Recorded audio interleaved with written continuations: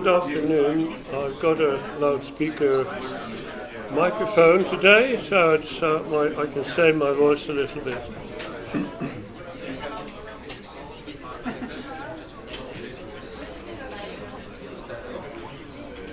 This is the second part of the accounting and investment sessions. I said they do align with the two major divisions in accounting, but this is the area where everything comes together in different kinds of disciplines. So economics, management accounting, business consultancy, all get involved in this kind of investment appraisal or project appraisal. It's where economists and engineers are most likely to meet up when you have some kind of project document to prepare. And so what I will be doing is looking at the basics of the arithmetic, if you like, financial arithmetic, financial calculations. We do those in three ways. You can do them by looking at doing them from first principles by using simple formulae.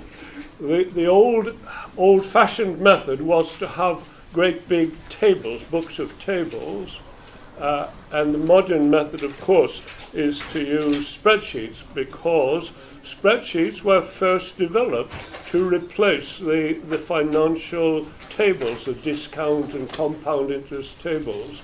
So spreadsheets, the simpler spreadsheets that we had about 30 years ago, I think, the simpler spreadsheets were just for financial calculation.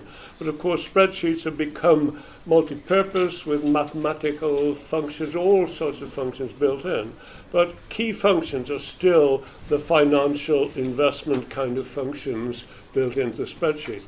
So we'll be looking at spreadsheets, some practical examples on spreadsheets, and we'll finish up with an actual, some tables from an actual consultant's report, which will illustrate the use of these things in practice, so that you leave with the idea that this is something you might well encounter in your career, even if you haven't done it already. And maybe some of you have worked with a consulting firm where you've had a project to work out both using engineering or other sort of sciences, and also to have the arithmetic of the project, the projections of the project's figures, and the calculations that either show it is worthwhile or how worthwhile it might be to do that project.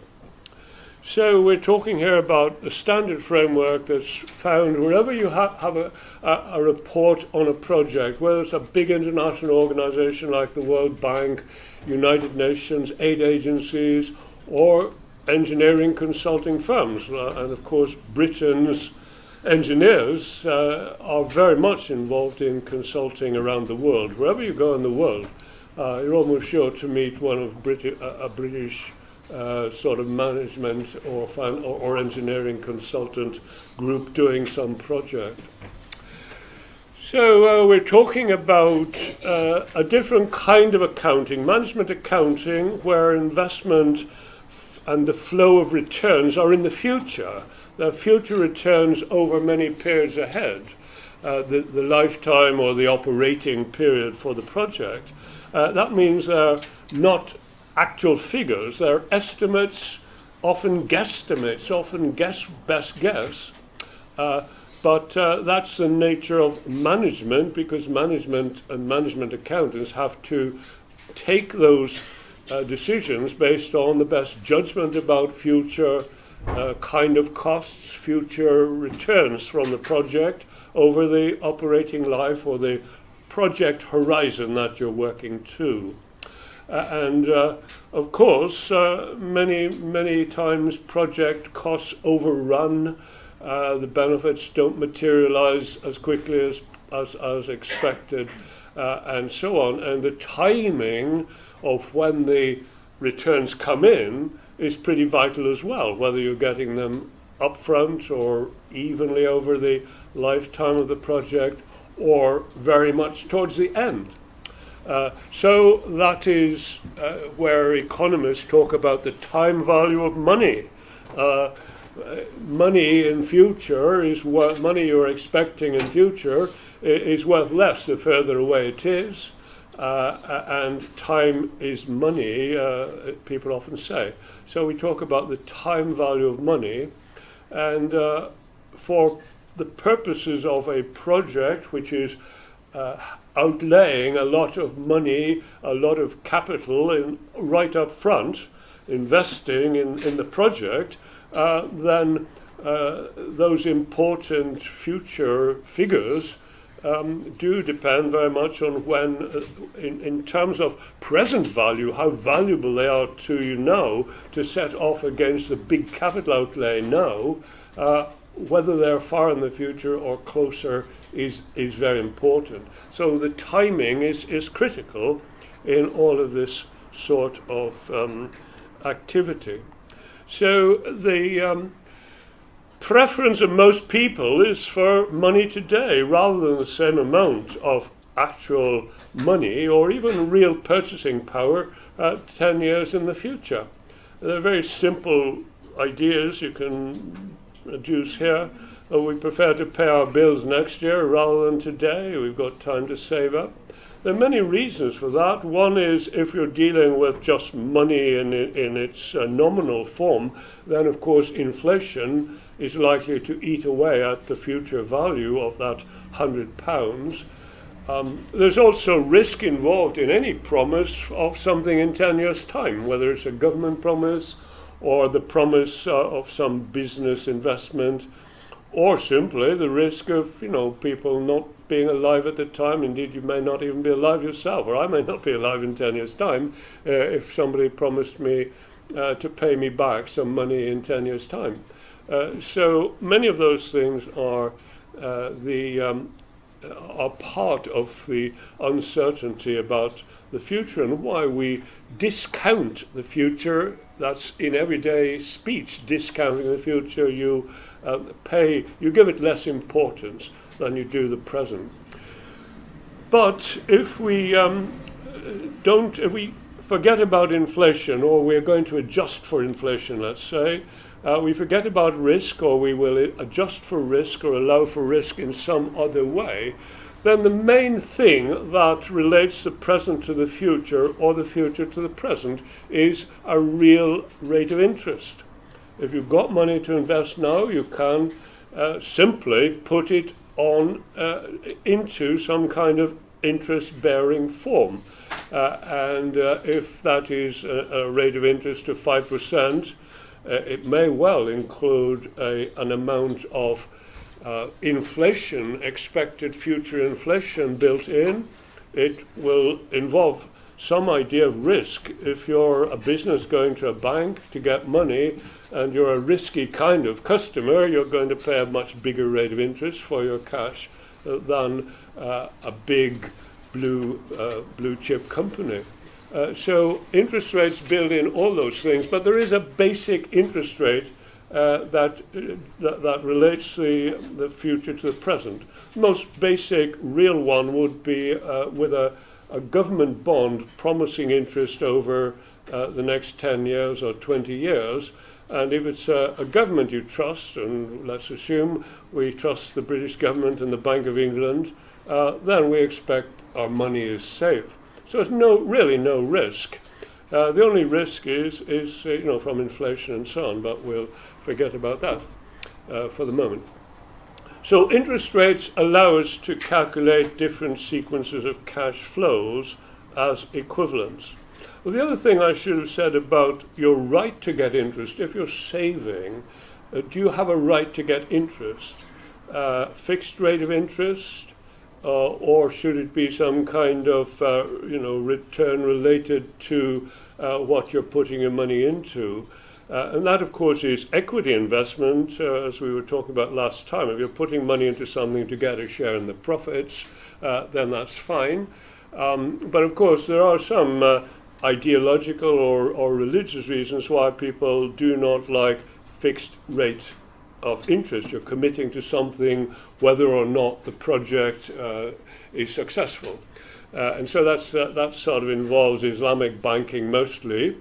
But the reason in any kind of system, the reason for interest is that you are making savings available directly or indirectly to people who are going to use them, we hope, productively. And if you're doing that, you are entitled to some share in what comes about. And if it's a British, if it's a British government or something, then you're getting a rate of interest to share in the general productivity of the economy. And our economy's productivity increases at, about 2% a year or something like that, not much more, above 2% usually.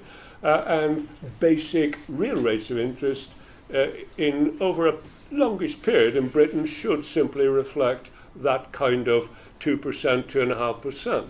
If you're in a country where capital is scarce, a new country, China or something, you would expect a bigger return. There's more risk, of course, but there's also greater increase in productivity, and people who save and so on to make other people able to invest productively, you should get a bigger amount, sharing in that greater extra productivity.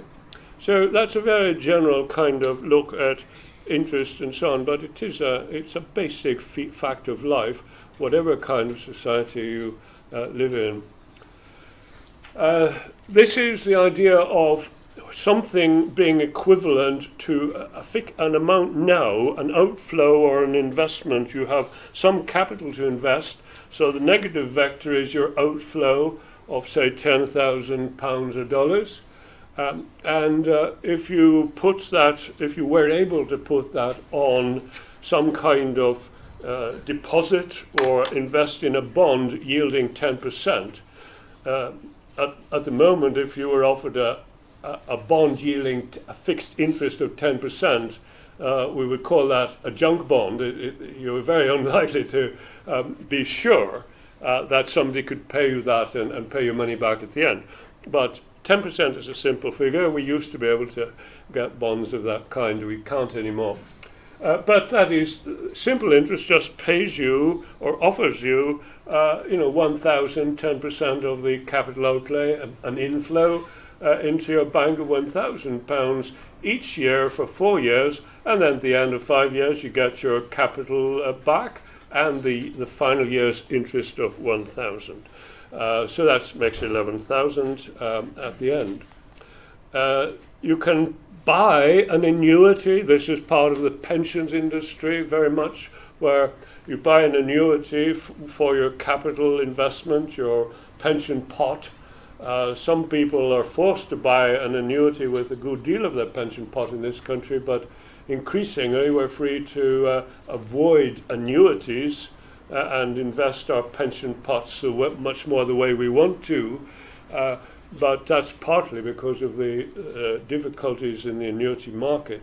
But an annuity is just buying a promise of a fixed amount that both pays you interest at 10% and returns some of your capital, so that each year you get the same amount.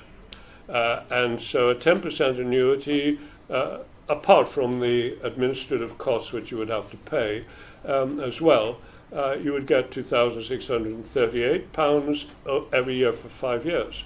Pensions are not usually based on a fixed amount of time. They're usually based on your expected lifetime remaining, or your life expectancy at retirement age. So, of course, pension funds then balance out average ages over all the members. And as people have been living longer, that's partly why pension funds are now getting into a lot of difficulty, because they're having to give a commitment of a pension amount to people who may live even longer now in future than we would have expected some years ago. So that's one kind of investment, where 10,000 now is worth 5 sums of that amount over 5 years, an equivalent. You could also build in 10% growth per year if you wanted to do it that way, and that's a gradient of 10% gradient, so you start with a lower amount and go up by 10% each year. with the most being paid, of course, at the later year. And you might want to do that if you were talking just in nominal money terms, and you wanted to have allowance year by year for 10% inflation each year, say. Then we have, of course, the famous compound interest, which we're most involved with today, and that is where you don't take that interest each year out, you leave it in the institution, the finance institution, to accumulate more interest. So what you would have had in year one has 4 years to accumulate more interest at 10%. You don't take it out. And of course that builds up to 16,105. And if you had that going on for 20 years or 30 years, then you get enormous sums of money, because the power of compound interest is very great over the long term. And we could think about a country growing its investment returns for the whole country growing at, say, 10% a year. That was unheard of until recently, where some Asian countries, and China in particular, have been investing huge amounts as a country and getting growth, GDP growth of up to 10%. In fact, in China, sometimes some years more than 10%. 10% on 10% on 10% every year over 30 years, something. You can see how China's income grew so rapidly. If you are growing at 10%, it only takes 7 years for incomes to double or output to double. That's the rule of 70. You divide the compound interest or compound interest rate into 70. If it's if growth is 7%, then 7 into 70 gives 10. So you double the outcome, the return, in 10 years, and so on. If your economy only grows like the British economy, it's say about 2% a year, then 2 into 70 is 35, and so we double our income or real output, in one generation, in 35 years. That's a little rule, a rule of thumb called the rule of 70. So compound interest is a very important thing, and it's why we build it into the analysis of different projects. And if these are long life projects, then the difference between a return of 6% and a return of 7% can be very significant indeed over a long period. So I said we can do these things from first principles or tables or ultimately from spreadsheets. So the arithmetic is simply because there is this rate of return to be got somehow, whether nationally or individually from a company or from a bank or whatever, then your £1 today is the same as 1 plus R, the rate. Of course, in decimals, 0.05 if it's 5%, 0.01 if it's 10%, and so on.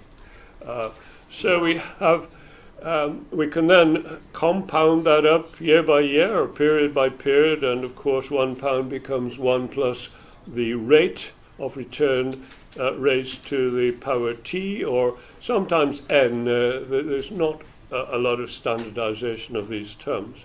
And that is annual compounding, where the interest is added at the end of the year. And all our examples will be end of period rather than but of course the period could be a month or whatever, but you'd have to adjust everything accordingly. The old-fashioned tables with that sort of factor 1 plus r to the end, tables will give us that and call it a single payment compound amount factor. You have one single payment at the end after the compounding process has worked. And in tables, which we'll have a look at, that is written as the future value divided by or given by, the division sort of slash there can be read in mathematical logic as given. So the future amount given the present amount when the rate of interest is I and the number of years is n, that is the symbol you have in the tables, and we'll come to that. You'll see it in a table in an example in a moment. So future value or future worth is got by using compound interest, and we are compounding at discrete year-end intervals. But there's an interesting, it might be of interest to you just mathematically, and that is continuous compounding. If the compounding were to go on instantaneously at every point during the year, then £1 after 1 year at 100% is not £2, not adding 100% of the pound at the end of the year, but it is 1 times E, the irrational number E, which I'm sure you use a lot as engineers. So it's 2.72 approximately if you had continuous compounding. And of course, the more frequently you get interest added by a bank, the more you approximate towards that figure. You would never reach that in practice, but that's the kind of limit of compound interest if it were happening at continuous time. These kind of tables are still found in engineering textbooks, engineering economic principles. For example, the Steiner is a classic textbook for engineers who are doing a lot of economics. I'm not suggesting that you need to look at that. You certainly don't need to read Steiner for the multiple choice questions that you will get in your exam. But that's a kind of standard big text that has everything that engineers ever come across. So this is a set of tables, and the first one that we've looked at there is the compound interest factor, F given P, and you'll see how it builds up there at the over 5 years. We had a 5-year where 1.6105 gave us 16,105 at the 10% interest after 5 years. By 10 years, it has become 2.5937 and so on. And that is the future value or future worth of a present sum invested at 10% compound, and it's called a single payment factor because we're looking at the one payment at the end, which you get by using that factor. You'll see there are lots of others here. We'll look at a few of them, but not all of them by any means. The table can also be used to work the other way to get the present value or the present worth of some future sum. So that is the P/F, P divided by F, or P given the future sum, present sum worth of some future amount. And of course that is simply the inverse of the factor equation. You had 1 plus r to the n for compounding, and the factor in a table for discounting from the future to the present is simply the inverse 1 over 1 plus r to the n. Again, simple from first principles. That's the discount factor, or a single payment present worth factor is what the tables will call it. You don't need to worry about these. I mean, you can understand single payment present worth factor. Simple sort of, though it looks a little bit complicated. The simplest thing to look at in those tables is just the little equation at the top, F given P or P given F. If you read the table like that, or F given A, annual amount, compounding up to a future sum and so on. So that's the easy way to look at the tables, not worrying too much about what is called at the head of the table column.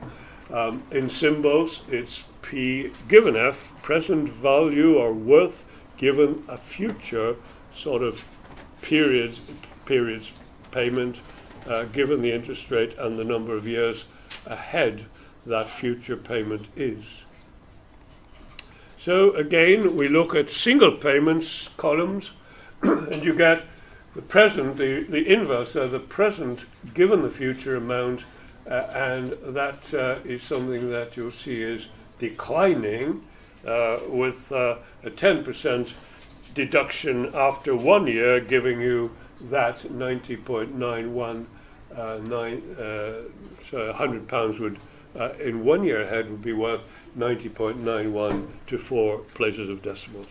And of course, the opposite to this table, this one is going down all the time, diminishing by 10% each year the value of the payment at the future year concerned. So that's P given F, and it's a single payment kind of transformation again. Then we had the annuity. We've looked at that, so we look at where that appears on the table, the uniform annual series of payments beginning 1 year from now. Present worth of a uniform annual series of payments called A, annual amount, an annuity over 10 years, whatever it happens to be. Again, there's a number of things here called uniform series, and this is the simplest one, the present given a uniform annual amount, and we have a way, the more years you have an equal amount added into your contract, financial contract, the more you're going to get. But of course, the further away the annual payment is, the less it is adding to your present worth, the P that you're calculating from this table, given the annual sum over 1, 2, 3, 4, 5, 10 years. Of course, these tables, I've only copied the first 10 years. They go to about 50 years. So you can see at the bottom of a 50-year column how little something would be. It's virtually zero if it's 50 years in future, and you use 10% discounting. It's negligible. You might as well call it zero. So that is a present given a future annual amount over a number of years, and it's part of a uniform series in the table. And then you can turn that sort of formula around, if we were looking at the formula, and you get any present value can be expressed as an annual value over a number of years. So you've got now the present value, and you want to turn that into the annuity, the annual value, and that again is a simple table matter.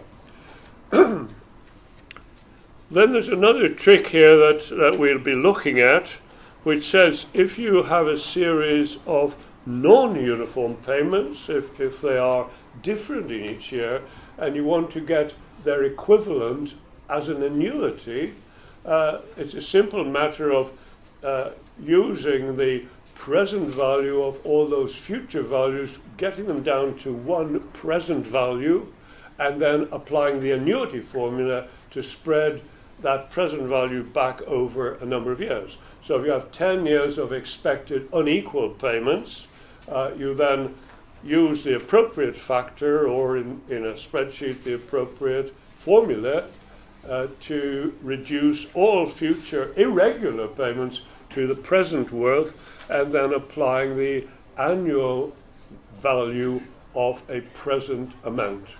So you go irregular ones right back to the start, and then up from the start again in regular payments. You may have been aware a few years ago of the credit default swaps and so on that got a lot of financial institutions in America particularly into trouble, and indeed our own financial institutions into very big trouble in America, and they do seem to come down harder on British banks or banks operating in Britain than on American ones, sadly. But those credit default swaps were financial institutions and insurance companies taking people's expected irregular payments, some contract that had irregular expected payments, but averaging a certain amount, you could actually swap them for a fee, you could swap them for a fixed annuity. So these banks were taking in all kinds of promises, mortgage payments and all sorts of things, and turning them into a so-called guaranteed annuity by a credit default swap. Our banks are in trouble. Most of them are also still paying out big fines for doing this for small businesses. They persuaded small businesses some years ago, Barclays, Royal Bank of Scotland and so on, persuaded small businesses that interest rates were always going to be up and down in future, and the chances were they would go up because they've been going up for a long time.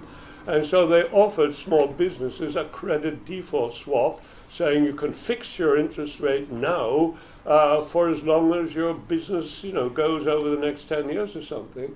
And of course, soon after that happened, interest rates came down. We had the financial crisis, and we have the quantitative easing, money being pumped into the economy in various ways, and interest rates being kept down. And now all of these little businesses have been claiming that they were badly advised, and that the banks had a legal right or had a legal responsibility to have told them much more about the risks involved.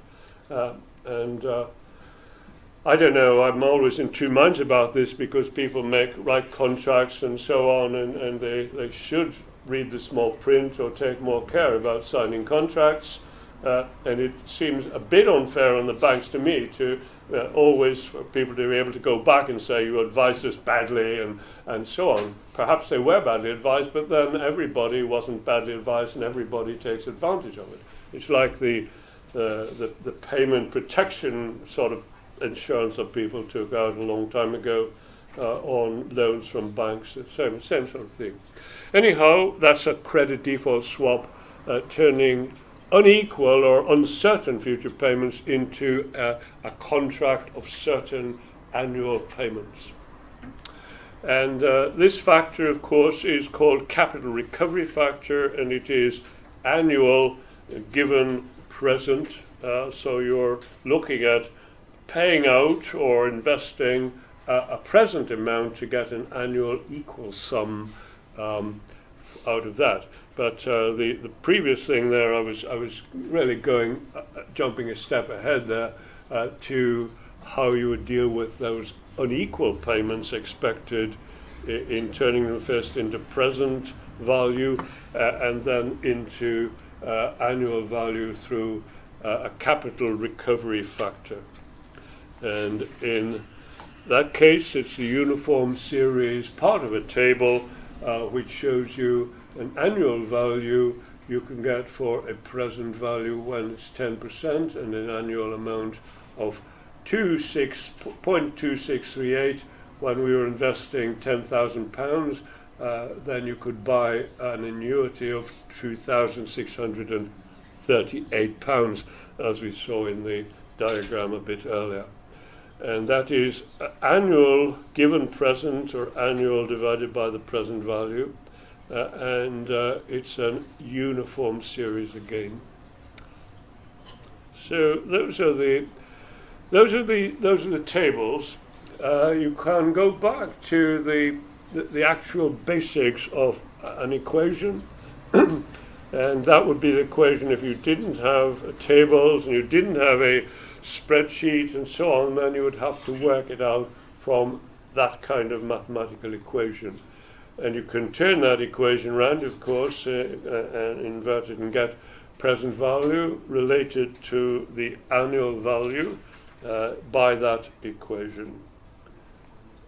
We come back to that because there's a simplified form of it which is very important. So that's the basics of the arithmetic, and we want to move on to investment appraisal using those ideas. And of course, if you were in a situation where you had to use tables, and engineers do seem to keep tables for some reason, engineering consultants and so on, though I'm not sure how much they're used. We want to look at effectively a cost-benefit framework, and we use the terms cost-benefit for all kinds of projects. If it's a business project, then the costs are fairly straightforward. The benefits are, of course, the returns of the net returns of the project in each year.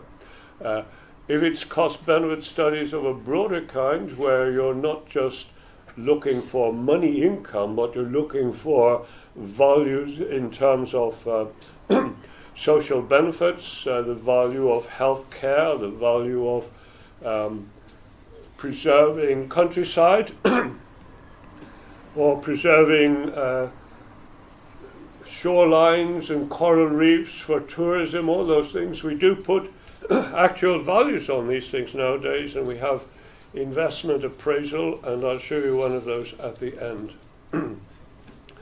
And there, sorry, I should have brought some water. So we have the widest possible kind of framework here for looking at costs and benefits, whatever the kind of the framework is.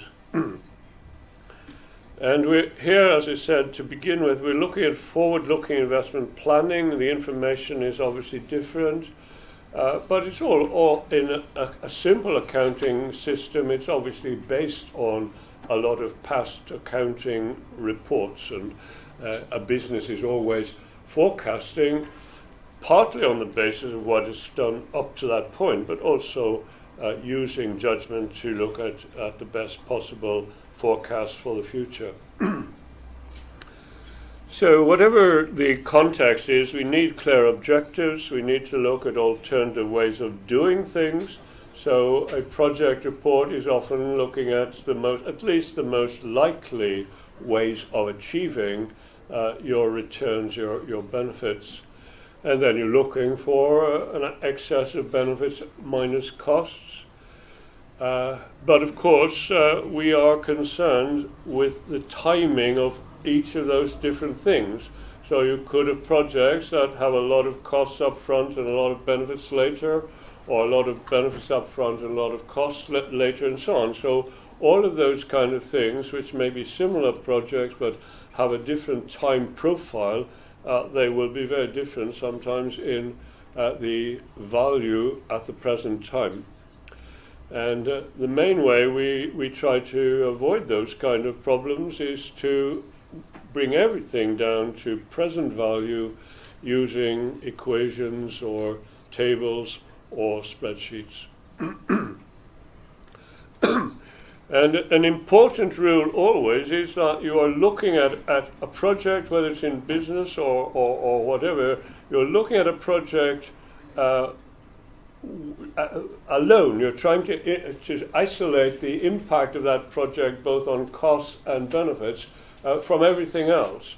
And now accountants are pretty good at trying to recover losses from other projects, from a future project, and including overheads, from past projects without isolating the project itself. Now, economics certainly emphasizes the with and without aspect, and any business would be sensible to do the same, but as I say, it isn't always good management that prevails when that is happening, when that project is being looked at.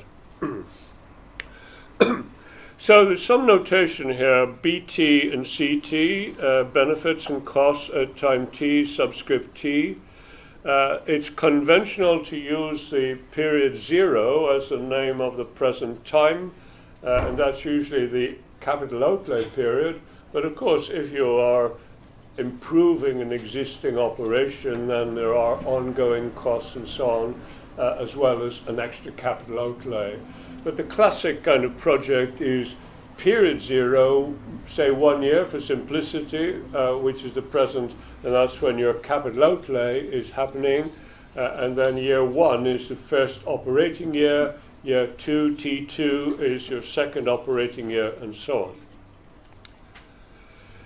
on. You can also call C0 the cost you incur in period 0 in the present investment period. You can also call that K, capital K, of course, from the German Kapital, Das Kapital, which is a famous book by Karl Marx.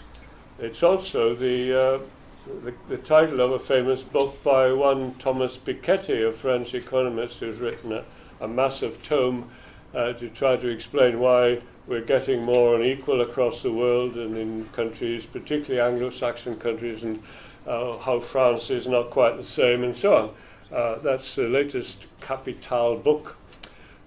But K is used when economists are also talking about consumption, because C is a standardized symbol for consumption, and if you're putting consumption in a picture and investment and so on, then you would call capital outlay by big capital K. So subscripts 1 to big capital T, that's the operating period, the years from 1 to the final period, or the horizon, the time horizon of the project, capital T. If we have depreciation, then it would be D, but it's not appropriate in the kind of discounting models we will look at. It's only appropriate in the first ones I look at, which are traditional non-discounting ways in which businesses have done simple calculations of whether they might expect a profit from an investment. Capital T is the final period, usually a year.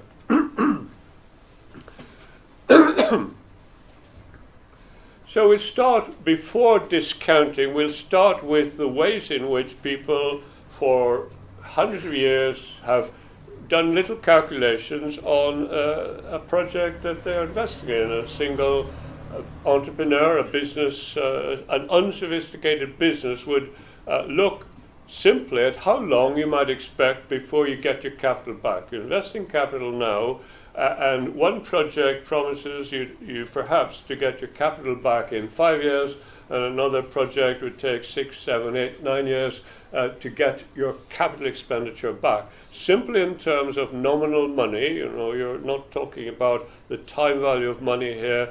Money in each period is just the same, it's just the nominal money of the period, so it doesn't allow for inflation or anything like that. Well, they might build inflation into their estimates of benefits in future time periods. So it's simply a calculation, a summation of summation of expected benefits and minus costs from time 0, which is of course the first cost year outlay. You have no benefits maybe and costs in year 0. It's all just one big outlay. So the idea is that you're just looking ahead to a T star, not a final year for the project, but just a final year for having your capital paid back. So again, just by trial and error, you would try to identify where the aggregate of benefits minus costs, where you would see an equality there, where your benefits would just cover your costs, including the big capital outlay at the start. So you would be including all your operating costs and so on as best you could estimate them, and you would look to see when you would get your money back, your initial capital outlay back.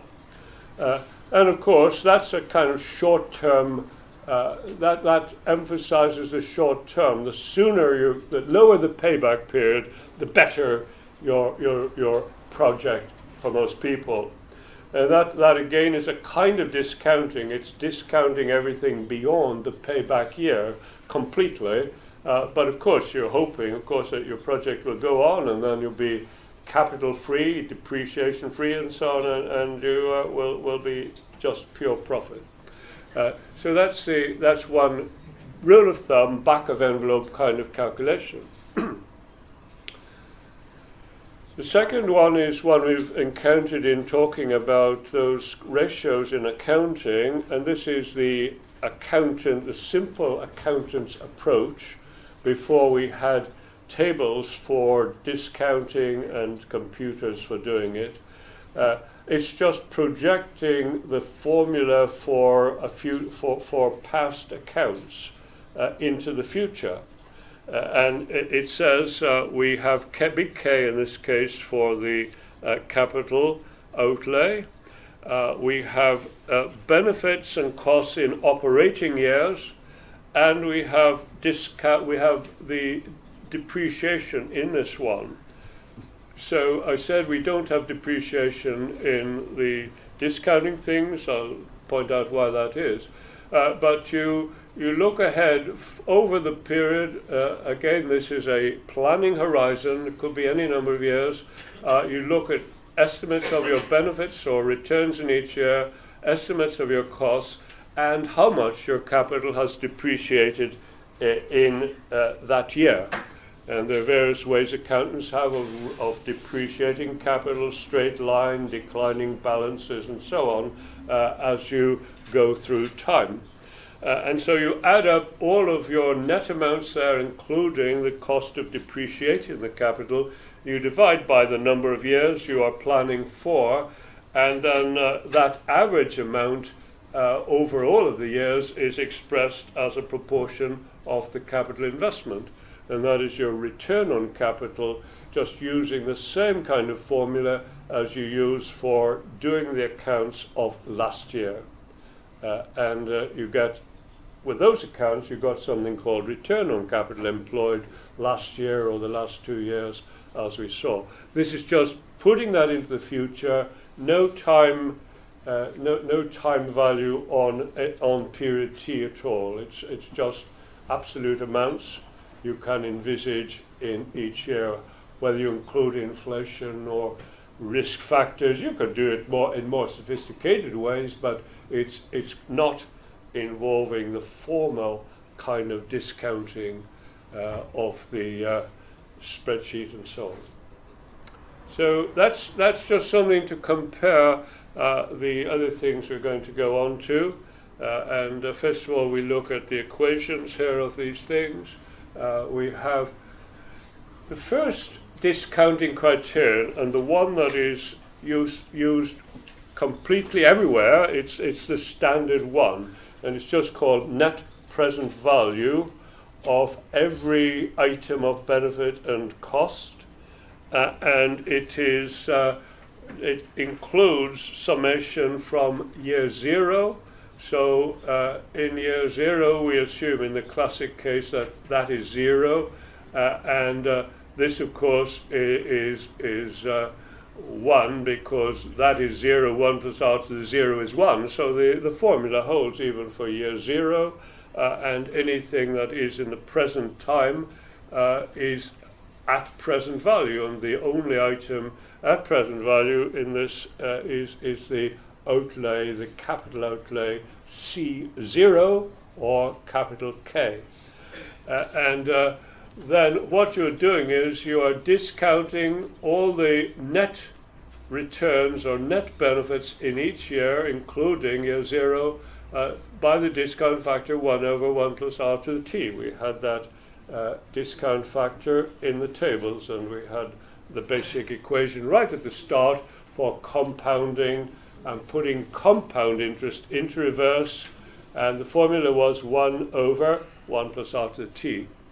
But the first step in this is to do the calculation for each year, and that we call the cash flow for that year, the cash flow element for that year. So it's called cash flow, even though in some terms it may not represent cash, but in a simple model it would simply be the cash you expect to lay out at period T, subtracted from the benefits that you expect, returns you expect in year T, and then apply the appropriate factor to it. But the factor here is actually built into the equation. So you could do that. You could do that without tables, without any kind of thing. You could do a calculation. If this were in an exam, you might have to do it, but it won't be in your exam. It might have been in some economics for engineers courses that I would have done in the past with a lot of lectures and an awful lot of calculation. But you have to know these things for at least recognize them for what they are. There's something that looks similar, but it is actually important to make a distinction. This looks the same formula. Essentially, it is the same formula, as you can see, except that I have put I in there for interest rate instead of R. But there's no reason other than sort of a mnemonic as to why I would put the I in instead. We use I and R for interest rate quite interchangeably. But in this case, it does make some sense, because that is called the internal rate of return on a project, IRR. And so you can probably see some problems attached to this, because you're setting that equation equal to 0, and then you're solving for I, the interest rate, that will make the discounted benefits equal to the discounted costs.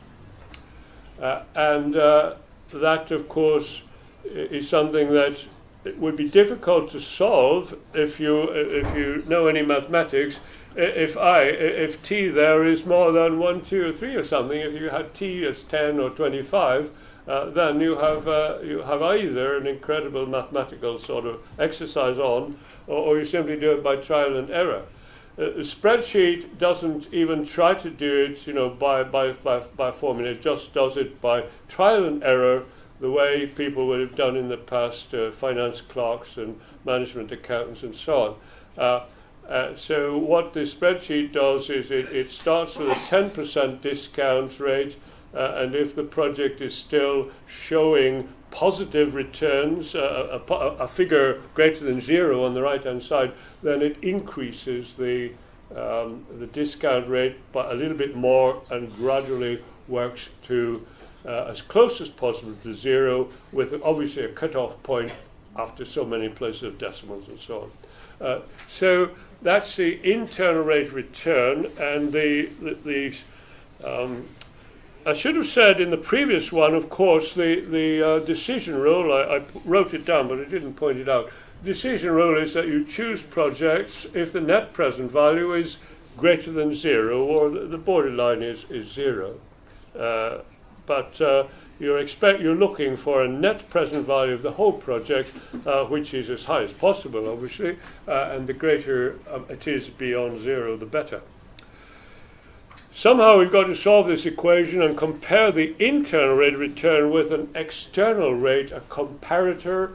That could be the cost of capital in some sense that the firm can calculate, or it can be a normal required profit for the kind of business you're in. And again, that could take into account the risks of a particular kind of business enterprise.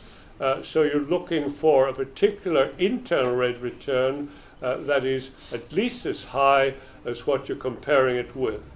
In the very simplest case, it would be the fixed rate of interest that you could get on capital that you own, profits you've had from the past, say, or if you're borrowing money in the markets, then you could use the actual cost of capital to you. So it's not one thing, but it's one kind of test interest rate for the discounting process that you want to calculate and then compare with something else. This is a slightly different form of the equation, but instead of subtracting costs from benefits, you discount each separately and get a benefit to cost ratio. And obviously, the discounted benefits, all sort of some there, discounted costs on the denominator, and a benefit cost ratio, you would want that to be greater than or equal to 1, obviously. So we have three things there that appear in the sort of documents that you will come across or may come across for any kind of project. The one that I'll show you at the end has the net present value and the benefit to cost ratio. Quite a number of legislatures, particularly in the United States, require that a project has the criteria internal rate of return, at least having that, or having net present value and internal rate of return. And the argument there is that people don't automatically understand what net present value might mean, but they do understand rates of return. So the idea of internal rate of return, or even benefit cost ratio, it's something more understandable by the ordinary person. And so all of these things are used, but the one that is standard for all kind of consulting and management accounting purposes is the net present value. So let's have a this was a little exam question, I think, when I was doing some course that required a question like this. Just let's have a little example using the tables. You have a project with an initial outlay of £300. It has operating costs of £100 for 4 years. Revenues in each of the 4 years are estimated, best estimate, to be 200, 200, 175 and 250. So obviously we have to take the operating costs from each of the revenues, the sales revenues of the project, and so the net cash flow in each of those years would of course be 100, 200 minus 100, 100, 100 in second year, £75 in third year, and £150 in the fourth year. And so we've got a cash flow, a net cash flow of revenues minus operating costs in each of the years of four years operating ahead. We're assuming a cost of capital discount rate of 10%, and we're asked to calculate the net present value using discount factors from the table below. And so this is how you would set it out on a spreadsheet. You have your cash flow. That would of course be, in practice, that would be the bottom line of all the kind of benefit items and cost items that you would have in the top part of a table. So a spreadsheet has rows, sometimes columns, but we generally use rows. So you have rows for all your cost items, all your benefit returns, whether they are operating benefits or indeed maybe sales of equipment at the end, if you've still got some life in the equipment after your 4-year project. That would be a return, a revenue return and so on. So you'd have different kinds of lines for different things, but they would all have to sum up or add up to a net flow, and the first cash flow is the big outlay, 300 in the period 0, and the factor, of course, for that is 1 from the formula, or you don't really need to put it in because it's in present value, that is year 0. Year 1, we reduce that by the factor we came across earlier, 0.9091. The discount factor for after 2 years is that, after 3 years is that, after 4 years. So multiply those two. Of course, the spreadsheet does that for you because you put an equation in there which says multiply that by that and put the answer in there. I assume people have come across spreadsheets. Anybody not seen or ever seen a spreadsheet or used one? Yeah. Some people not seen a spreadsheet. Okay, well I'll show you more proper spreadsheets in a moment. But this would be how a spreadsheet would look. And so then you have the present value, and the net present value is the sum of these discounted amounts. So you just sum up the P, the present value items there. They're already all in present value now, and so you just sum them up and you should get plus 32.35, and so that's worth doing if you can get capital at the cost of 10%. 10% was the test discount rate for this project. So depreciation we talked about. There's one way in which we do have to consider it, but it's a backward-looking thing. In forward-looking decision-making, such as we're doing, we are adjusting all of the future figures to present values, and we're setting them off against all of the capital outlay, which is happening now in the present time. So you shouldn't add in depreciation as part of the costs of the exercise. Depreciation went into the past accounts and so on of the company for last year or whatever, but in this case you will be double counting if you put depreciation into the future sort of year's operating period, and so your total capital is allowed for because it is the first item in the row of cash flow. So we don't want to double count it by putting double depreciation in. Now, it is possible to do the exercise the other way and have only operating years in which case depreciation would go into each year's cost of operation. But nobody does that. It would be a very unusual kind of project document if they just did it that way. So the standard way is to have year zero, all of the capital cost at year zero.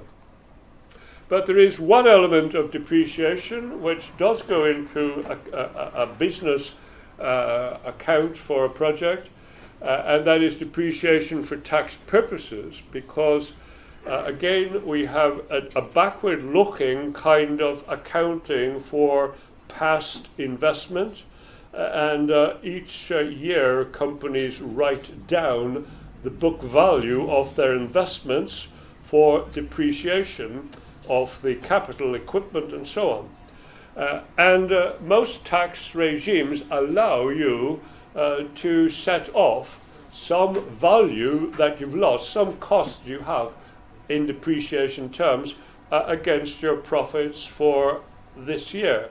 But it's always something that happened in the past, last year or even the year before, and so on. So that goes in, but it goes in as a positive item in your cash flow. So what you save in tax from a project is one of the benefits of doing the project in that particular way. And so again, looking forward, if you have different kinds of investments that would have different kinds of depreciation and so on, again, you would complicate your whole analysis by allowing for depreciation, different depreciation rates of different kind of capital used in alternative projects. But again, that's going a bit further than we're doing today, but it's just to make the distinction between putting depreciation in as a matter of course and putting in the tax benefits of having done investment in the past and being allowed to offset some of the depreciation of that against your profits before you pay tax. And so it's the tax advantage that goes in, not the depreciation itself. And often the rules are different from the rules that the company would use itself. So a company has its own system of depreciating its capital, but it has to keep a separate kind of measure of depreciation for the tax system, because the tax authorities lay down over how many years and how you can depreciate your capital investment. And sometimes governments change it from year to year and say, we want to boost investment, so we'll give you a bigger tax allowance for depreciating your capital. And if you do new investment, you get an even bigger allowance than you have for past investment, things like that. That's part of government policy that produces cash flow benefits in terms of tax reduction. And that's a very big consideration in many sort of cases. And as you probably know, if you've been following the American election, Donald Trump apparently paid no tax, as far as we know, for a number of years, because he had an awful lot of depreciation allowance from projects which didn't produce enough, and he lost money and so on projects, and so he was allowed by the American tax authorities to write off all that kind of loss of equipment value and so on against new tax bills. And so apparently he was unwilling to release his tax documents. I've not heard that he's done it. And apparently it's because he had no tax to pay on his billions of pounds, you know. Anyhow, we don't want to start on Donald Trump. So there are some complications for this, and the problem is that we can use these different criteria, and they look the same, they look very similar. It's benefits, cost. One is subtracting, the other is dividing. The other one was solving the equation, the same equation. You would expect them all to yield the same kind of results in ranking projects. But they don't, unfortunately. So we're going to look a little bit at the problems. There is no problem if you are simply looking at each project individually and you're comparing it to the cost of capital or the null alternative, which is using your money, your capital in some other way, putting it in a bank on a deposit certificate, a government bond, or investing it in some other sort of business you have, maybe. So you're comparing it with the null alternative, and it doesn't really matter which, if it has a net present value that's positive, it's worth doing. If it has an internal rate of return that is higher than you're comparing it with somewhere else, then it's worth doing. And it's only when you have to rank projects because you want to choose one rather than the other, they are what we call mutually exclusive, then you have to use a particular procedure if you want to use different rules or criteria to get the same result. And we call that incremental analysis. And I'll show you briefly what that is as well a bit later. Why might you want to rank projects? Well, if you've only got a certain amount of capital available, you have a capital budget constraint, and you have a number of projects you're trying to fit into the budget, then you have to start ranking them and taking the ones that get top rank until you've used up your budget available. That is true for startup businesses that don't have a record and can't raise any amount of capital they want. If you're a big company, you don't need to worry about that at all. You can get capital from somewhere. You can get capital from existing shareholders. You can get capital from the capital market. Can issue bonds, fixed interest securities. You don't need to think at all about a capital budget. Some firms do have capital budgets, but it's only a kind of a guideline thing. And if a big project suddenly wants more money, then they can get it. So this is really for particular purposes where a capital constraint applies. But let's look at two projects here, A and B. Same initial capital outlay, 1,000. Operating lives, same operating life, so they're strictly comparable in every way. But one of them gives steady benefits, or is expected to return steady amounts each year, and the other has lower sort of returns in early years and then builds up later on, matures later. So they're both independent, so you can choose one or the other or both. And we shall look at, but we're looking here at the case where they're mutually exclusive. And as I said, they may rank differently. If we have internal rate of return or benefit cost ratio, they may rank differently from net present value ranking. Since net present value is the standard one that everybody agrees with now, then we want to have a way in which the other, if we have to use the other criteria, as I said, because people understand rates of return or benefit cost ratios more easily, And that's why American state legislatures actually lay down, that a water resource project, for example, should have internal rate of return or benefit cost ratios as well as net present value. So we have the projects here. If this works, I should be able to go into it and see how it works. Yes. So here we have, first of all, let's just look at what happens on a spreadsheet. We've had this kind of example here in a little example earlier. And so once you've got your cash flow, your net cash flow, subtracting costs from benefits in each year, then you go into, you set up one cell to put in the equation for net present value. It's a built-in function. If you haven't seen spreadsheets before, they have functions for every possible everything you could imagine.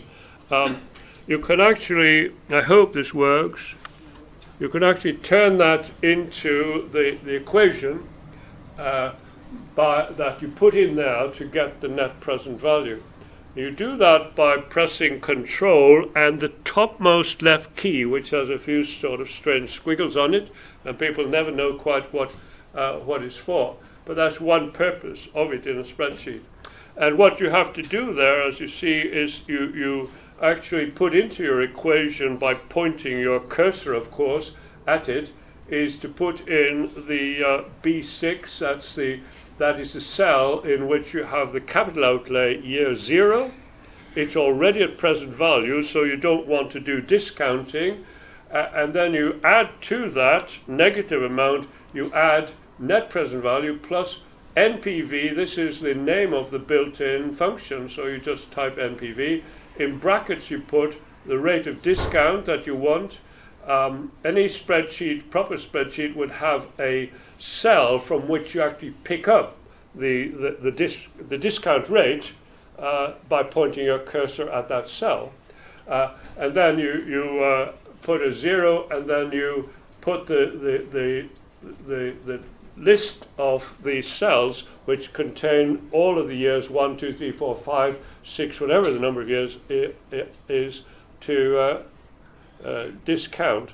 And then the process discounts the first one by 10%, the second one by 10% twice, and so on. You don't need to write that into the formula. You just sort of run your cursor across it, as you do in spreadsheets, to take in all the kind of years or cells that you want to do something with. And then you have to make sure you close the equation. And when you do that, then and enter it, you get back to the amount that was there. It's a little bit dodgy, so I won't try to go back. We'll just leave that where it is. And the internal rate of return you do something very similar to, but it is even simpler. You don't have to put in internal rate of return. You have every sort of cell in that one. You have every cell, both the one that has the capital outlay in year 0, you just put your cursor across all of the cash flow points, and then you can put in a guess at the discount rate, but you don't need that. You could actually close the brackets quite happily after the range of cells that you want to use. So you could close it there because, in fact, the spreadsheet always starts at 10%, and iterates up or down in discount rate until it gets as close as possible to 0. And so that gives you the internal rate of return. Right, well that was the initial bit. We were asked to compare two projects. Oh, I do have to go back here. Let's see if I can do. Yeah, it does work, good. So we've got Project A. You'll see that's one that has steady returns in the benefits part. So benefits, steady returns of 600 each year. Costs here are steady as well, and so you've got a very simple net benefit. And in this one, the benefits build up over the year, and you have a large amount at the end. possibly because you have a sale of your equipment, second-hand value of equipment put in there. You're truncating the length of the project to make it the same length as this first one. And so we've got the benefits building up here to a very large amount at the end. Then you can see here we've done net present value at 10%, and project A has a net present value of 895. Project B has a net present value of 935. If we went to 30%, that goes to 218, and that one goes to minus 16. So at 10%, project B is better than A. At 30%, project A is better than B. If we go to internal rate of return, project A has a much bigger internal rate of return than project B. So we have a conflict there between a 10%, which is a kind of normal sort of rate of discount in many cases. We have B being preferred to A, but we have A preferred to B, very, very much so, in terms of internal rate of return. So we seem to have a very serious problem there if we were to use just one of those rather than the other. The way to get over that is something we call incremental analysis, where you have the two projects' cash flow. You start with A, let's say, and then you put down the figures for B, and you subtract B. You subtract A from B, and you get a new project, B minus A. So B is the one you're focusing on now. So you have subtracted each year's figure for B. You've subtracted from it the figure that you had in A. So that goes to minus 400, that goes to 0, that goes to minus 300, and so on. And then you do the same sort of process, whatever it is, internal rate of return on that incremental project, the difference between the second project you're looking at over the first one. And then you could go to project C and do the difference between C and B, and as long as your criterion is producing the results that you want, then you have no problem. So you can see here, A was preferred on the net present value criterion at 10%, and A is preferred on the internal rate of return, since the 12% internal rate of return you get here is greater than 10%. So net present value at 10% is positive, and internal rate of return is higher than 10%. So the two give you the same result in choosing between two mutually exclusive projects.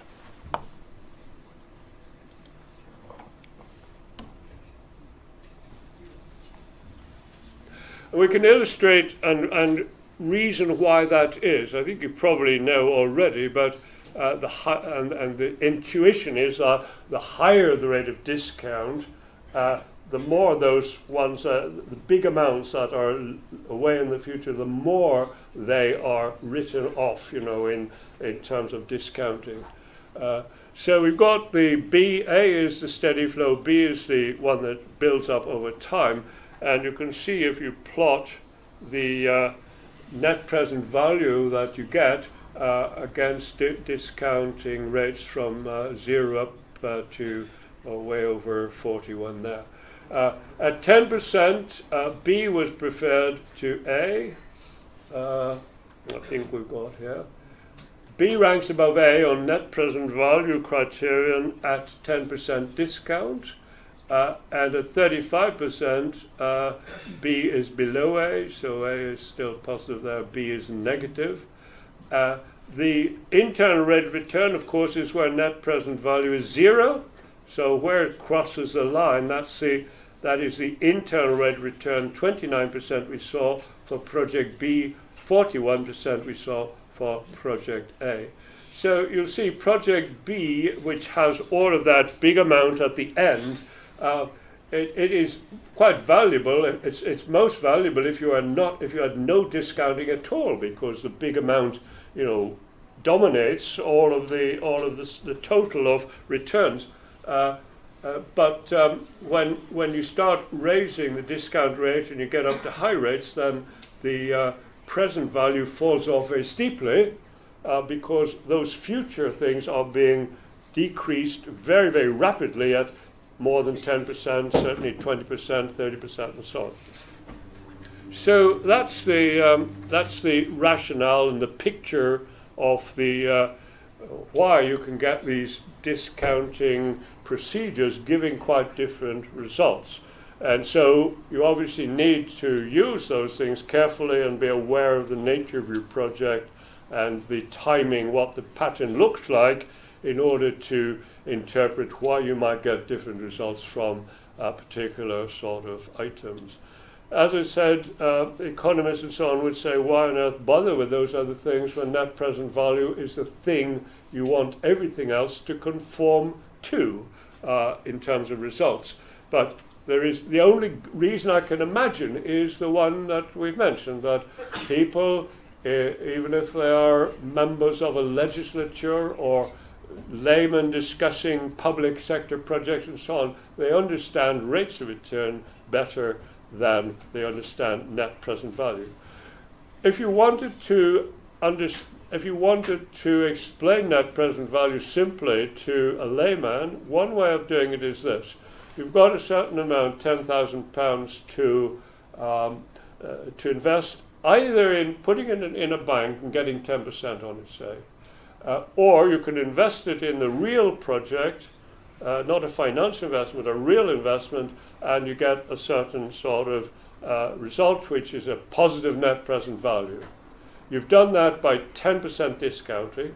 If you've got a positive net present value of, say, 2,000, then the net present value of 2,000 is like having the 10,000 plus an extra 2,000 to invest at 10%. So that's the kind of rationale of net present value. The net present value is a capital sum in present terms that you get by doing the real investment, you expect anyway, and it's like having that amount extra to add to the capital that you are investing in the first place. So that's a kind of explanation that might satisfy some people. So and as I say, if you know the cost of capital and so on, then use net present value and use the cost of capital and so on. Sorry, I can think of another reason why internal rate of return or something else might be useful, and that is in international aid projects, you don't know what the cost of capital is, because the money is coming from national sources, from international sources. Some of it has low interest rates, some of it has no interest rates, all sorts of things. Governments might not even want to return. So there's not much sort of you can do in the way of this is the rate of discount we should use. Nevertheless, big international organizations do work out the national discount rate for public sector projects or whatever, or international projects in most countries. So the World Bank has a social discount rate for Indonesia, a social discount rate for projects in India. So the Asian Development Bank has its own kind of reference rates of return for projects in countries it operates in and so on. So those are things that are specific to those organizations. Net present value is better criterion because internal rate of return is often biased against late maturing projects, as we saw. That's building in short-termism, something that the British economy has been, in particular British banks have been accused of. It's like the payback criterion, getting as much back early as possible, and therefore neglecting things that are much further returns in the future. And of course, the idea that I hinted at is that mathematically, if you're trying to solve for that I in the internal rate of return equation, it can have multiple roots. A polynomial in degree I can have many roots. And in fact, it has as many roots as you had changes of sign in the cash flow. So if your project has some periods when the cash flow goes negative, apart from the first year, apart from the year zero, and that can happen if you've got all kinds of refurbishment costs in a long-term project, when in some years the costs outweigh the benefits and so on, then you can guarantee you will get multiple routes, and you don't know where you are, whether you're the 10% return or the 20% return or the 30% return is the one you should look at. So it's a big problem. If you could sort of go and solve that equation by effectively trial and error mathematics, you can't solve it by straight mathematical principles. And the internal rate of return requires more analysis just to give you the same ranking as net present value. So that incremental analysis is an extra bit of work, let's say. So if you really want to be sure, and the textbook of engineering economics says whatever, you should always do incremental analysis, whatever criterion. But I'm saying economists would say, why bother about the others unless you have a very good reason to do so? And we've seen that already, so we've done that, I've gone through that already.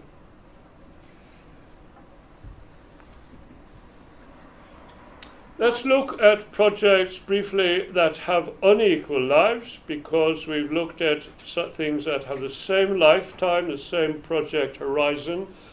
We said one of them could have had a longer period, but you truncate it to make it the same length, and that would be one reason why you might have a big benefit, net benefit in the final year, because you have sold off or you have estimated what your equipment and so on would be worth if you terminated the project there, and so you can make projects of equal length by that kind of device.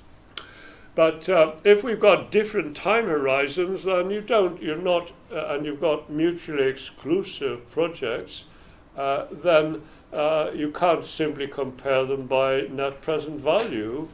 Engineering can have many different sorts of long life versus shorter life installations that may need periodic renewal, road foundations, sewers. You get sewer pipes that were the right dimension for all the imagined housing that might develop in an area, and then with the exploding populations in some areas, the sewer pipes no longer are big enough to carry the water, the effluent, and the water off the streets and so on. And so a big job has to be undertaken. And if they'd been put in the bigger ones to start with, then you wouldn't have had that big problem of ripping up streets and everything. So long-term planning for very long-term things like that, has the option of shorter life, smaller capacity, bigger capacity. We used to talk about this a lot when building dams. For example, the big Kielder Dam up here was panned by every kind of economic analysis because it was never going to be used to capacity. We were never going to need that much water in any conceivable development of the area and so on. Now it's a great boon to the north of England to have the Kielder Reservoir, the biggest one I think in British Isles, if not in Europe. So we have a huge project that was really worthwhile in the long term, as it turned out, but wasn't seen as such in the kind of appraisals of this sort that were done at the time. But again, that requires quite a lot of foresight and imagination, and sometimes possibly wasteful expenditure. And China is a great example of this. Everywhere China's building way ahead of the needs of certain areas in terms of housing and industrial facility, industrial premises, and so on. And that could either be a stupid kind of situation, or it could be a very farsightful one. Some people are very critical and think China's doing it all wrong. Other people say, well, China's taking the long view, and people are investing in all these apartment blocks and so on for the long term.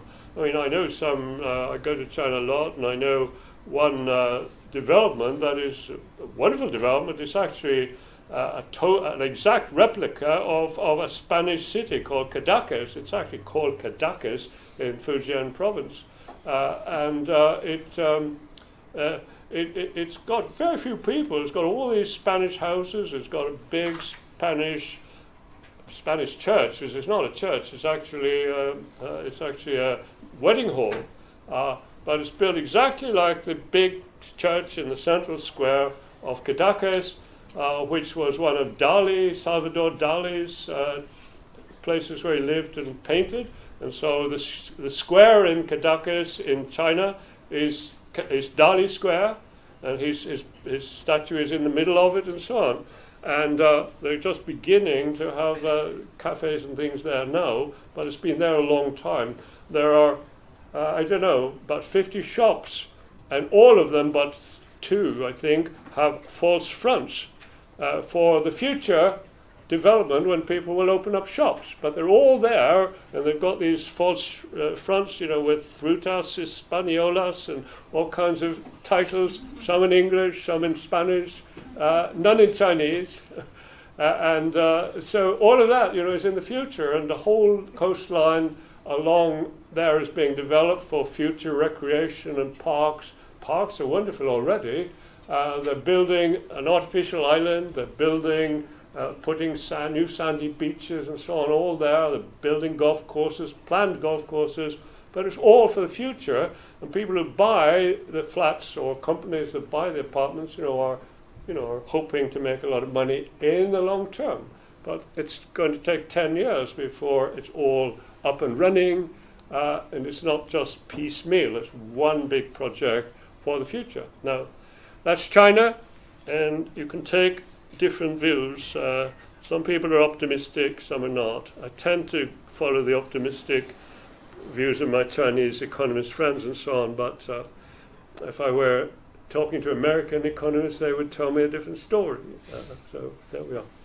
Anyhow, here are sort of, if you've got things that have the lowest, that have different lifetimes as mutually exclusive alternatives, then you can do certain things. You can have lowest common multiple approach, 2 7-year projects against one 14-year sort of project life. Or you can, as I said, truncate one at the longer one at the lifetime of the shorter one, and then put in a salvage or second-hand value for equipment at that time. Of course, you're estimating it. The project may of course go on a lot longer. But then the third one, and the much more general and acceptable one, is to look at the annual worth of one life cycle of each type of project. They have different lives, but if you can turn the present values of each project into an annual value, then they've all got a life of 1 year in theory. So each project's cash flow is reduced first to present value, as we saw in talking about those tables and so on, and then you convert those into an annual value over the lifetime of each project. So you'll have 7 years on one and 14 years on another, or whatever, and they will all be comparable in terms of an annual equivalent value. So they will have very different net present values. You couldn't use net present value and then compare the much bigger NPV of the 14-year project with the NPV of a 7-year project. That would make no sense.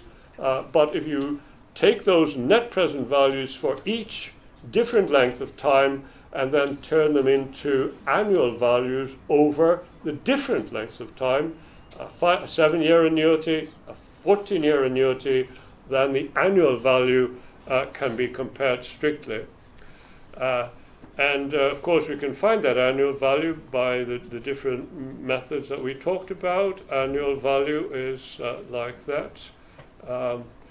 And in spread tables we saw annual value given present value if you have a present value that you've got for each of those projects.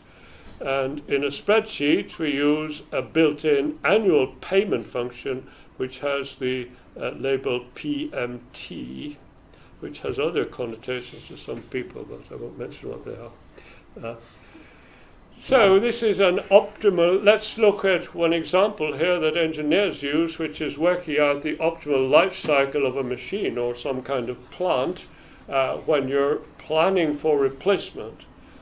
And how this is done is that each operating life is a different project, and so these are not projects that are directly comparable using net present value, as I say, and they are alternatives, are mutually exclusive. If you plan for replacing your equipment after 5 years, that cannot be compared strictly with one for 10 years and so on in net present value terms. But they can be compared by annual equivalence. So we can maybe go to another spreadsheet here if it works, and we can find here that's the sort of situation where you have the cash flow. You can find the present value of that cash flow, and then you can use the annual value PMT formula for turning that present value into an annual value. I won't start messing around with the formulae there. You could do it for yourself if you do it. So this is the way you do it. See, it looks like a little bit of complication, but it's not really very complicated to look at. A simple example of replacing a machine either after 1 year, after 2 years, after 3 years, or after 4 years.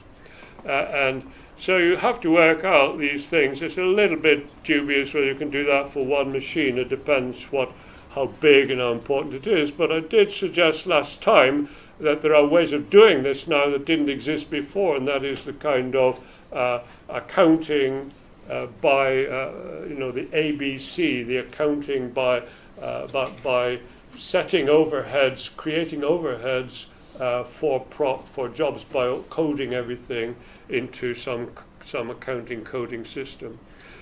So we've got, we assume there, an initial cost. You've got a second-hand value which goes down, year by year as the machine is more fully used. And then you've net operating costs, which we have here. And if we assume constant prices, a rate of return, a rate of discount of 10%, and you can replace it in 4 options here. And of course, if you go further down the spreadsheet, what we've got are net present values of the 1-year option, and you turn that into an annual worth at 10%. So you've got net present values of a 1-year option, a 2-year option, a 3-year option, a 4-year option. They're all going up because you're using, you're saving and so on in a sense by having more years. But you can identify not very clearly between as the highest annual worth is that one. That one comes very close. The other two are not really viable given the figures there. So we have a simple way there of looking at what could be a fairly complicated problem. Given that everything's an estimate, then you wouldn't really make much distinction between those two.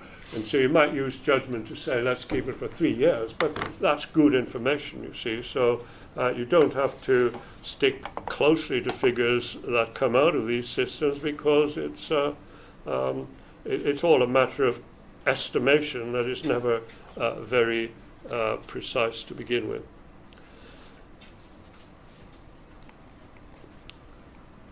And we can go, the other extreme to that is to believe in, to turn the thing into an infinite project instead of an annual project. So if we have different projects which have different annual values, you can actually imagine each project being taken, repeated, until the end of time, if you like.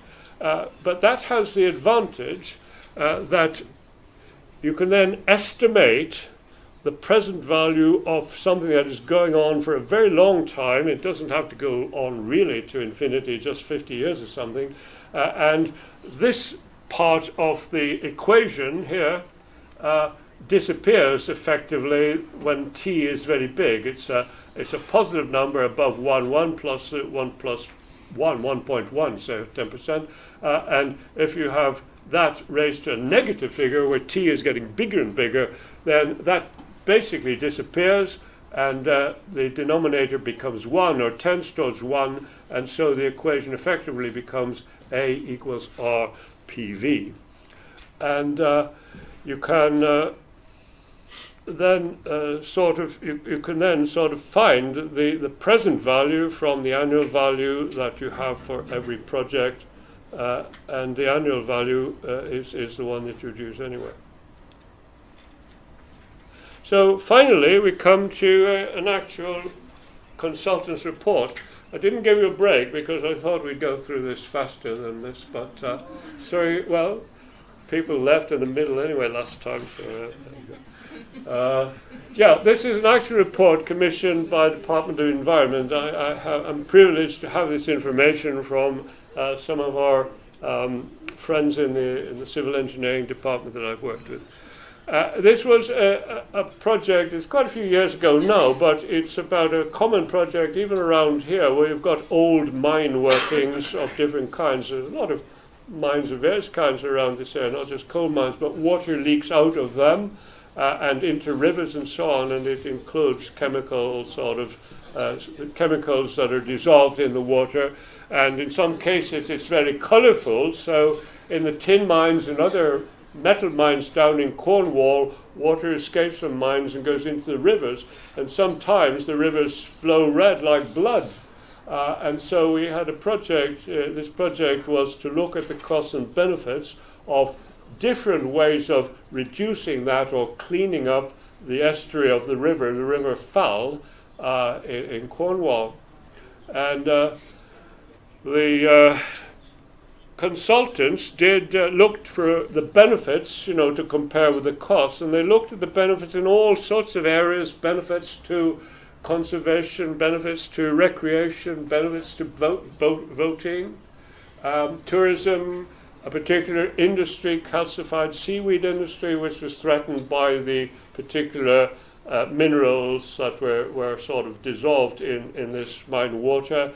Fisheries impact, breeding grounds for fish being affected, and of course a big one, residents and visitors amenity. People who lived by or had bought holiday cottages by the river were having the values of their properties reduced when this became a very frequent occurrence.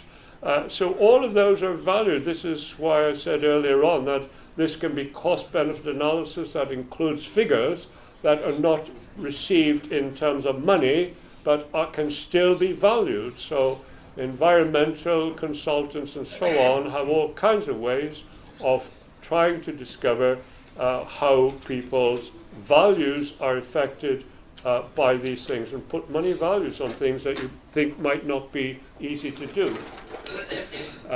One obvious one is the loss of property values you see in the very final item there, but all those others can be done.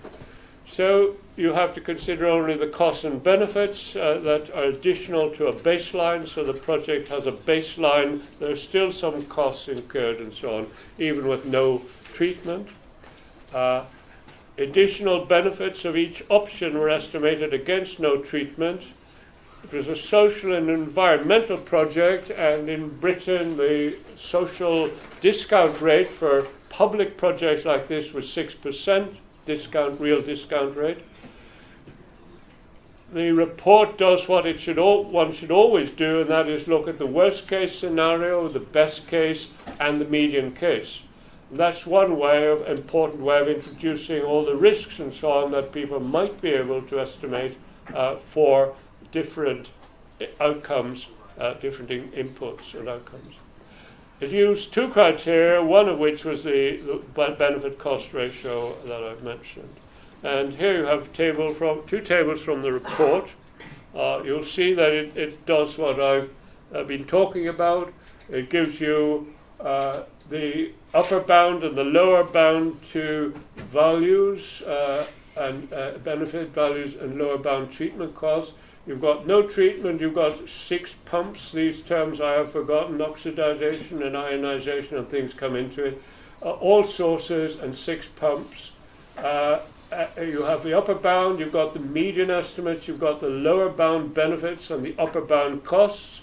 So that's the worst, that's the best, where all the benefits are at their maximum expected and all the costs are at the lowest you could hope for.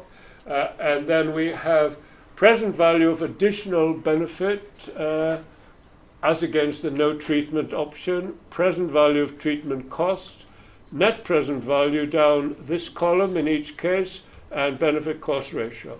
And you'll see that that one of the projects, 6 pumps, gets the high net present value, certainly high in the best case, quite high, quite significant in that case, but negative here in the worst possible case. So again, judgment has to be exercised. People will normally look at the median case and think, between those two. But again, some projects might be such that you would really want to take account of that negative figure. Now this is a 10-year table, but then you've got another table where you've got 10-year net present values of each, and you've got 25 years and a 50-year one, and the 6 pumps, comes out okay here on the upper bound and the median in both. But the lower bound again is in all cases is negative. So last word, we're talking about estimates there, and that kind of social and environmental project is dependent on a whole range of estimates of different things, as you saw there, all of which are subject to very wide sort of margins of error. But we have built that into the 3 sort of extreme cases and the median case.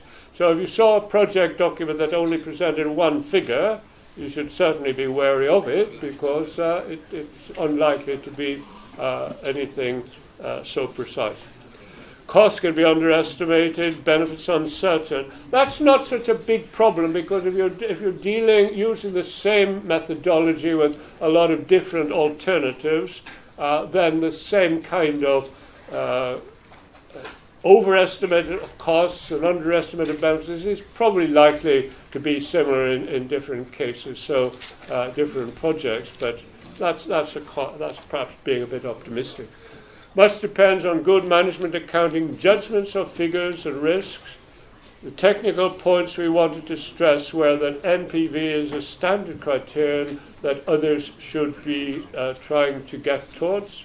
Costs and benefits are normally in real terms. That means we normally use the prices of today, except for important items where you can fairly sort of securely predict that prices will go up from today in relative terms, not in money terms. But if the cost of, some scarce mineral, for example, is expected to go up in the future, then you don't just use today's price, you try to get the best estimates of what that mineral will be in the future years of the project. Oil, for example, energy, very difficult to project, over a long term, but nevertheless, people have to do that. They're adjusted for inflation, but they are real relative prices which may stay the same over the period or may be increasing or decreasing. And the discount rates then must be real. That was a 6% real discount rate. You couldn't borrow money from a bank. The government might be able to borrow that. The government could borrow that money at 6% or less. But you don't use the market rate, that you see on, in banks or bank borrowing or something, because that builds in expected inflation. So if a company is borrowing from a bank over 10 years, it's the rate it will pay includes a risk factor, as I said at the start, and it includes the expected inflation over that period. So you don't use the actual money sort of payment or interest rate that a bank charges. You have to reduce it to the real rate on average over the period. So those are the kind of cautionary tales that we've had to tell, and we have filled the time without a break, so congratulations. And congratulations to me for surviving.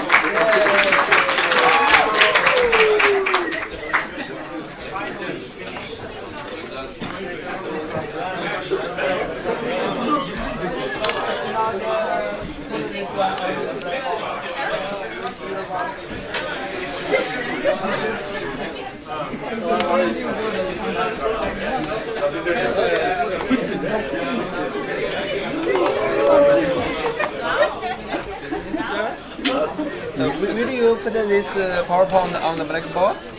I will put those PowerPoint slides on Blackboard, yeah. How about together with the last time one? Because you remember both of your time lecture, the content is very difficult. So I think that will help us. Well, sorry, you remember last time? Last time, yeah. Yes. What about that time the PowerPoint you put together? Yeah. On the blackboard. That would be very so helpful. They are on Blackboard, yeah? No. Oh well, I did put them in John Mangan's account, but it may not have got onto Blackboard. It's there somewhere. I'll have to contact John Mangan to make sure he gets them up properly. I thought I was putting them on, but it's his kind of, it's his account. I did go into it, but I thought I was making them available to students. But when I went to it just today, I noticed they were not there. So I was going into today to put updated ones and to put the spreadsheets on as well.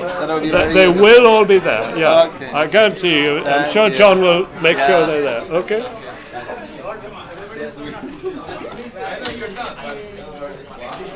Sorry. Hello. Hello. Well, we were wondering if there is like a key topic for the exam or some key that you could give us to study for the exam, because it's a lot of information from finance. I'm not doing any more. This is all I'm doing. This is all I'm doing. I'm just telling the other person that came to see me, they will all be on John Mangan's sort of Blackboard sort of actually site. the previous presentation is already in that. Well, I thought so, but I've sent John some new ones, updating them. Okay.